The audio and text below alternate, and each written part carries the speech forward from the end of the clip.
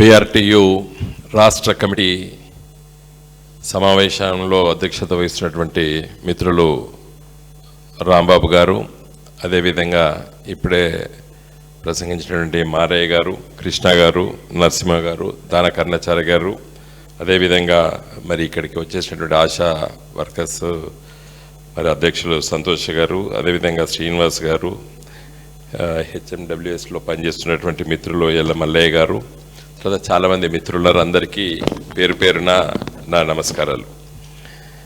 కేంద్ర ప్రభుత్వము కార్మిక వ్యతిరేక విధానాలను నిరసిస్తూ మరి ఈరోజు INTUC, AITUC, HMS, CITU, TUCI, IFTU, BRTU, TNTUC, AUTUC అన్ని సంఘాలు నిన్నగాక మొన్న మరి సదస్సు అయి మిత్రులు కూడా చాలామంది మన వైపు కూడా వెళ్ళి హాజరై మాట్లాడి మరి కేంద్ర ట్రేడ్ యూనియన్లు అన్నీ ఇచ్చినటువంటి పిలుపు ఏదైతున్నదో ఫిబ్రవరి 12వ తారీఖు నాడు దేశవ్యాప్తంగా సార్వత్రిక సమ్మె.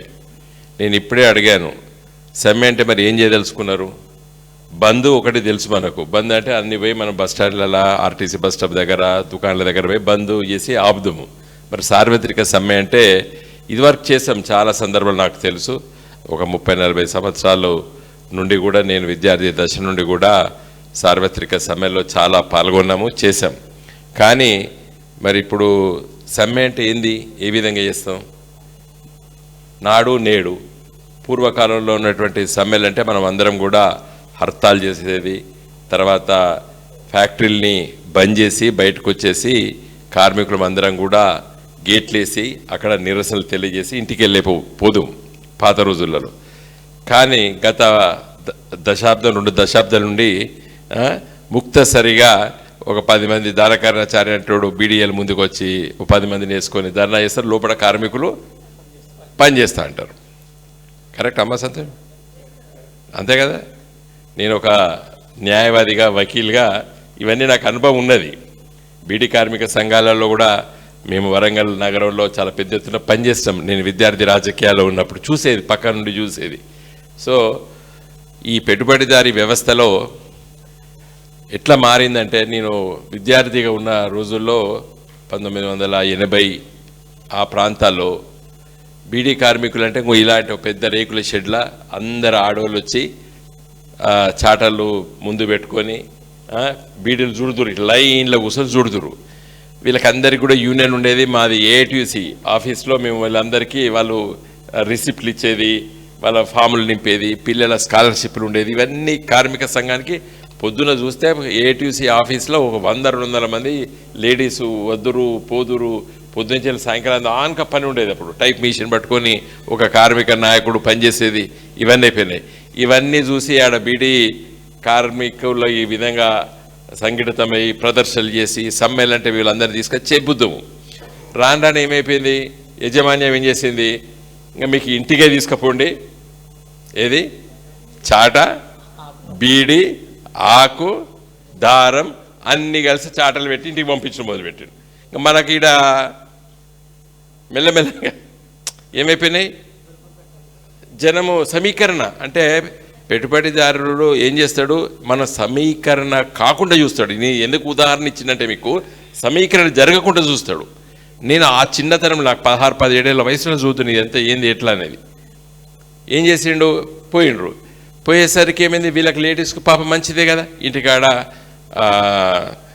పని చేసుకోవచ్చు, అన్నం వండవచ్చు, పిల్లలను చూసుకోవచ్చు, సవరించవచ్చు, అత్తమామలను చూసుకోవచ్చు, భర్తను ఇంటికి ఉద్యోగం పెట్టాడు పంపించచ్చు.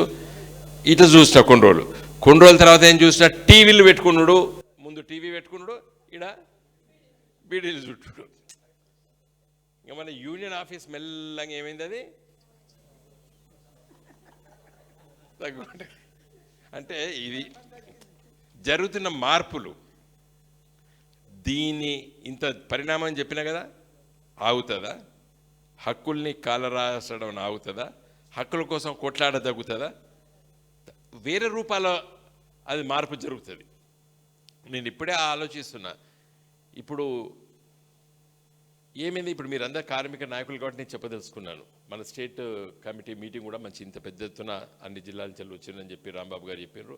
చాలా మెజార్టీ జిల్లాల నుండి ఇప్పుడు ఇంకా చాలామంది రావాలి. అసలు మన కార్మిక సంఘం అన్ని సంఘాలన్నీ సంఘటితం అయితే మెల్లమెల్లంగా అయితే అనుకుంటాం కార్మిక సంఘాల యొక్క ప్రాబల్యం తగ్గుతుందని. దానికన్నా సరే ఎట్టి పరిస్థితుల్లో తగ్గదు, కొత్త రూపాలు వాళ్ళకి వస్తుంది.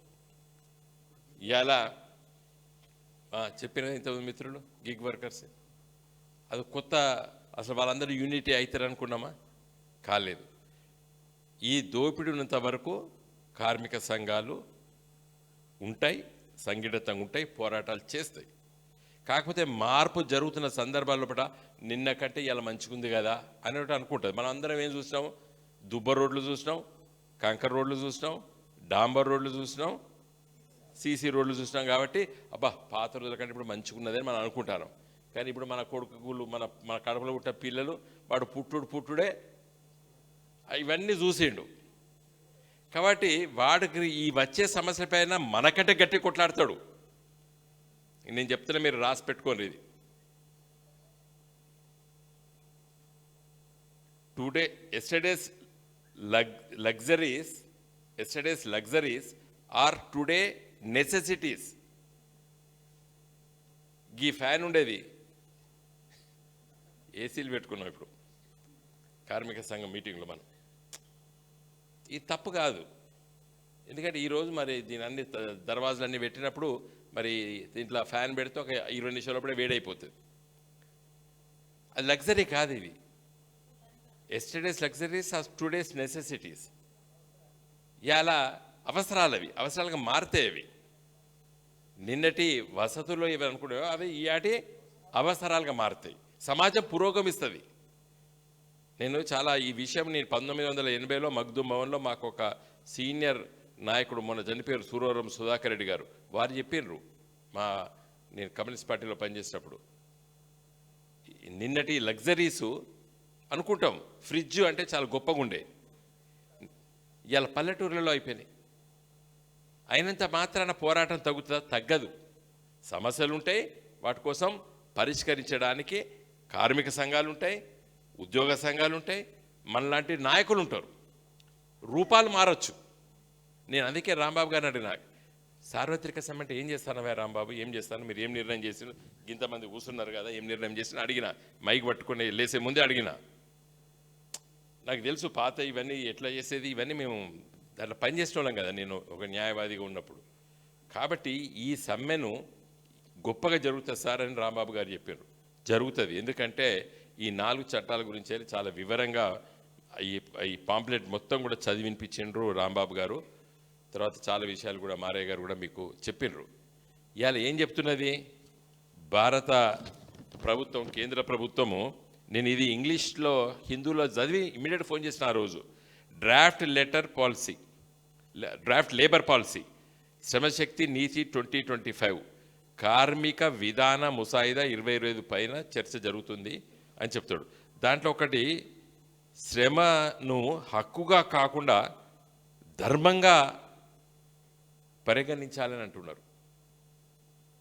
ఇది బేసిక్ ఫిలాసఫీకే. కార్మికుల యొక్క శ్రమను నీ హక్కు కాదంటాడు. ఏమంటాడు? నీ ధర్మం, నేను డబ్బులు ఇస్తే నువ్వు తీసుకోవాలిరా, ధర్మము. నువ్వు పని చేయాలి, నేను ఇవ్వాలి, నేను ఇచ్చటోని నువ్వు తీసుకుంటావు, నేను ఇచ్చేది నీకు ధర్మం అంటాడు. నువ్వు కూడా పని చేసేది ధర్మం, నువ్వు పని చేయాలి, నువ్వు పని చేసి నాకు ఇవ్వాలి అంటే. ఈ సిద్ధాంతం మనుస్మృతి నుండి వచ్చినటువంటి సిద్ధాంతం ఇది. దాంట్లో మంచి ఉంటే మంచి అని చెప్దాం, మనం కాదంటలేం.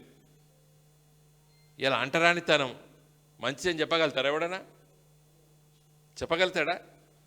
వాళ్ళు చెప్దామని కూడా ఎవడు వింటోడు లేడు. ఇప్పుడు ఎవడు మనుస్మృతి గురించి బాగా ఉపన్యాసాలు ఇచ్చేవాడు అంటరానితనం గురించి ఏమైనా మళ్ళీ చెప్పదలుచుకుంటా కూడా ఏమైతే వాడు బొక్కలు ఇరుగుతాయి. అంతే కదా, అంతే కదా. ఎందుకంటే మానవత్వం అనేది మనం సహించం అది. కానీ ఒక 100-200 సంవత్సరాల క్రితం అది ఆనాడున్న ఆనవాయితీగా అది అట్లే ఉంటుంది కదా అని అనుకుంటారు.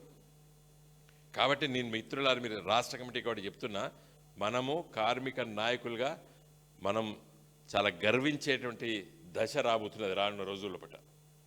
ఎట్లా అంటే కొత్త రూపంలో ఉంటుంది. నేను చెప్పినట్టు ఇంతకుముందు ఆ అసంఘటిత కార్మిక వర్గం ఎట్లుంటుందో అని అనుకున్నారు. ఇలా అసంఘటిత కార్మికులే హక్కులు ఎట్లా సక్సెస్ చేసుకున్నారో చెప్పిండ్రు. ఇప్పుడు నేను మొన్న పేపర్లో చదివి చాలా సంతోషపడ్డది. నిన్నగాక 3 రోజుల క్రితం వచ్చింది అది. ఏది ఆ 10 గిగ్ వర్కర్స్ 10 నిమిషాల లోపట్నే నువ్వు డెలివరీ చేయాలనేది నిబంధనను తీసేసేసారు. పెట్టినప్పుడు పెట్టిండు ఎవడో సీనియర్ ఐఏఎస్ ఆఫీసర్లు పెట్టిండ్రు. కానీ అది ప్రాక్టికల్గా వచ్చేసరికి గంత 1700 మంది యాక్సిడెంట్లో ఉండడము, 350 మంది డెలివరీ బాయ్స్ స్పీడ్గా వాళ్ళు డెలివరీ చేయాలి కాబట్టి 10 నిమిషాల్లో డెలివరీ చేయకపోతే వానికి భత్యం రాదు కాబట్టి వాడు స్కూటర్ మీద జిగ్ జాగా వెళ్ళి యాక్సిడెంట్లో 350 మంది దేశవ్యాప్తంగా చనిపోయిననేది ఎంత మనకు బాధ, తల్లులకి ఎంత కడుపు కొత్తది. అది చట్టం చేసినప్పుడు వాడికి బుద్ధి లేదు. ఆ అధికారులకి, ఆ పార్లమెంటేరియన్స్కి, మంత్రులకి ఎట్లా 10 నిమిషాలు ఎట్లా డెలివరీ చేస్తారు? 3 కిలోమీటర్లు అంటారు. ఇవాళ రేపు 3 కిలోమీటర్లు, అప్పుడప్పుడు హైదరాబాద్లో గంట పడుతుంది 3 కిలోమీటర్ల ప్రయాణానికి. బేగంపేట కాడ ట్రాఫిక్ జామ్ అయితే ఆ బ్రిడ్జ్ దిగడానికే 20 నిమిషాలు పడుతుంది. 10 నిమిషాలు ఎట్లా డెలివరీ చేస్తాడు గిగ్ వర్కర్? స్విగ్గీ కానీ వీళ్ళు కానీ ఎట్లా చేయగలుగుతారు? మనం అంతమంది మనం అనుకున్నామా ఎవరికి తెలియదు నిజంగా కూడా. ఆ గిగ్ వర్కర్స్ అదే స్విగ్గీలో పనిచేసే 50 మంది ఉంటాయి. 50 మంది వాళ్ళ మొహాలు కూడా చూసుకోరు. వీడో స్కూటర్ మీద వచ్చి వీడు అంతకపోతాడు, వాడో స్కూటర్ మీద వచ్చి వాడు అంతకపోతాడు. వాళ్ళు ఎప్పుడు కూర్చునే లేదు, చూసేది లేదు. వాళ్ళు సంఘం కట్టడానికి అవకాశమే లేదు. అయినా కూడా వాళ్ళ హక్కులు సాధించుకున్నారా, సాధించుకోలేదా? నేను ఇదంతా మీకు ఎందుకు చెప్తున్నానంటే, కొంత కార్మిక వర్గ నాయకులు నిరాశ, ఇది అవుతుందా, ఇంకా ఏదో మనం దీనిలో వచ్చినాం కాబట్టి ఉండాలి అనే ఒక ఆలోచన ఉండకండి. ఎందుకంటే కొత్త రూపాలు వస్తాయి, పోరాట రూపాలు. కొత్త రూపాలు ఎట్లా వస్తాయో ఉంటాయి అవి. ఈరోజు బీఆర్ఎస్ ఆఫీస్లో మనం ఈడ సదస్సు పెడితే అసలు ఈ హాల్ కిక్కిరిసిపోయింది. ఆ సమస్య అట్లాంటిది కాబట్టి అంతమంది వచ్చిండ్రు. ఈ సార్వత్రిక సమ్మె కూడా బ్రహ్మాండంగా సక్సెస్ అవుతుంది. నేను చెప్తున్నా కదా, దేశవ్యాప్తంగా సక్సెస్ అవుతుంది. దీన్ని రాజకీయంగా మన ఎత్తు చూపించాలి. ఈ బీజేపీ ప్రభుత్వము యాక్చువల్గా ప్రతి సంవత్సరము ప్రతి ఇండియన్ లేబర్ కాన్ఫరెన్స్ పెట్టాలి, అన్ని సంఘాలతో మాట్లాడాలి. కేంద్ర ప్రభుత్వాలు, రాష్ట్ర ప్రభుత్వాలు తీసుకొచ్చే చట్టాలపైన ఒక సంపూర్ణమైనటువంటి చర్చ జరగాలి. కార్మిక సంఘాలతో మాట్లాడాలి. కానీ దురదృష్టవశాత్తు ఈ కార్మిక చట్టాలన్నిటి కూడా క్రోడీకరించి 4 లేబర్ కోడ్లుగా తీసుకొచ్చేసి కార్మిక వర్గంపై రుద్దుతున్నారంటే అది ఎవరి కోసం అంటే కేవలము ఈరోజు భారతదేశంలో ఉన్నటువంటి కార్పొరేట్ సెక్టార్ ఆధీనంలో ఈ ప్రభుత్వాలు నడుస్తున్నాయి. అది బీజేపీ ప్రభుత్వం కానివ్వండి, కాంగ్రెస్ ప్రభుత్వం కానీ. ఈ 2 పార్టీలు, కాంగ్రెస్ పార్టీ అదే చేసింది, బీజేపీ దాన్ని ఇంకా ఉధృతం చేసింది, నిర్వీర్యం చేసింది. కాంగ్రెస్ పార్టీ ప్రభుత్వాలు 10 సంవత్సరాలు మన్మోహన్ సింగ్ గారి ప్రభుత్వంలో దీన్ని మరి అలా మోడీ గారి ప్రభుత్వం కొనసాగిస్తూ అధ్వానంగా తయారు చేసినారు. కాబట్టి నా దృష్టిలో మీరందరూ కూడా ఇక్కడికి వచ్చిన వాళ్ళు, రాని వాళ్ళు కూడా మీరందరూ కూడా చెప్పి ఈ సార్వత్రిక సమ్మెలో పట్ల మనము పెద్ద ఎత్తున కార్మికులందరినీ కూడా కదిలించి సమ్మె చేసి ఆ రోజు జిల్లా కేంద్రాల లోపల తీసుకోయేటువంటి ప్రదర్శన లోపల మీరు అందరూ కూడా పాల్గొని మరి పత్రికలకి, సోషల్ మీడియాలో దాని పెద్ద ఎత్తున మీరు ప్రచారం కూడా చేయాలి. ఇప్పుడు కార్మిక సమస్యల అవగాహన లేని సమాజం కూడా ఉంటుంది. వాళ్ళు కూడా అర్థం కావాలి, ఓహో ప్రభుత్వాలు ఇట్లా అన్యాయం చేస్తుంది, ఇది ఎట్లా మనం వీ హ్యావ్ టు ఎడ్యుకేట్, వాళ్ళకి చెప్పాలి. కాబట్టి ఇది ఒక మంచి అవకాశం మనకందరికి కూడా. ఫిబ్రవరి 17వ తారీఖు నాడు ఈ సమ్మెలో మీరందరూ మాట్లాడండి. ఫిబ్రవరి 12 నాడు జరిగేటువంటి సమ్మెలో మీరందరూ పాల్గొని మీరు మైకుతో మరి ఉపన్యాసాలు ఇచ్చి వాటిని చిన్నగా షార్ట్గా సోషల్ మీడియాలో, అదేవిధంగా మరి చెప్పే సందర్భంలో 4-5 పాయింట్లు కూడా క్లుప్తంగా మీరు రాష్ట్ర కమిటీ కూడా వాళ్ళకి పంపండి. ఇది 4 చట్టాలు, 27, 29 చట్టాలని క్రోడీకరించి 4 లేబర్ కోడ్స్గా తీసుకొచ్చిండ్రు. వాటి ఎంత నష్టపోతున్నారు, అడిగే హక్కును కోల్పోతున్నారా? అడగందే అవ్వైన బువ్వ పెట్టదని మన తెలంగాణ సామెత ఉన్నది. అడగకుండా చేసినప్పుడు ఎవరు పెడతారు బువ్వ? కాబట్టి ఇది కరెక్ట్ కాదని చెప్పే విధంగా చిన్నగా షార్ట్గా కొన్ని పాయింట్స్ కూడా మీకు అందరికి కూడా మీ ఫోన్లో వాట్సాప్లో పంపిస్తారు మన వాళ్ళు. వాటి అన్నీ కూడా చూడండి. ఇంతకుముందు రాంబాబు గారు అదేవిధంగా మారయ్య గారు ఇద్దరు కూడా బీఆర్టీయూ తరఫున కోరిన ఏంటంటే బీఆర్ఎస్ పార్టీ తరఫున మీరు మద్దతు ఇవ్వని చెప్పి తప్పనిసరిగా బీఆర్ఎస్ పార్టీ మద్దతు ఇస్తుంది. రాష్ట్ర party working president KT Rama Rao గారి దృష్టికి మేము తీసుకెళ్తాము.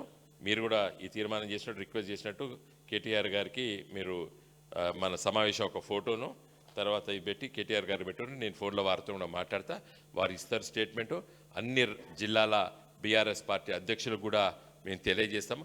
వాళ్ళు కూడా వచ్చి కూడా మీ సమ్మెలో పాల్గొని వాళ్ళు కూడా ముఖ్యులు కూడా మీరు ఆహ్వానించండి. ఆ జిల్లా అధ్యక్షుల్ని ఆహ్వానించండి. అక్కడ మన పార్టీ ఎమ్మెల్యేలను కూడా ఆహ్వానించండి. ఎక్కడైతే గెలిచిన వాళ్ళు ఇదివరకు ఉండి మన మాజీ శాసనసభ్యులు కూడా మీరు ఆహ్వానించండి. వాళ్ళు కూడా వచ్చి కూడా మాట్లాడతారు. వాళ్ళు తప్పనిసరిగా వాళ్ళకు మేము పార్టీ తరఫున సూచనలు చేస్తామని తెలియజేస్తూ నేను సెలవు తీసుకుంటున్నా. జై తెలంగాణ.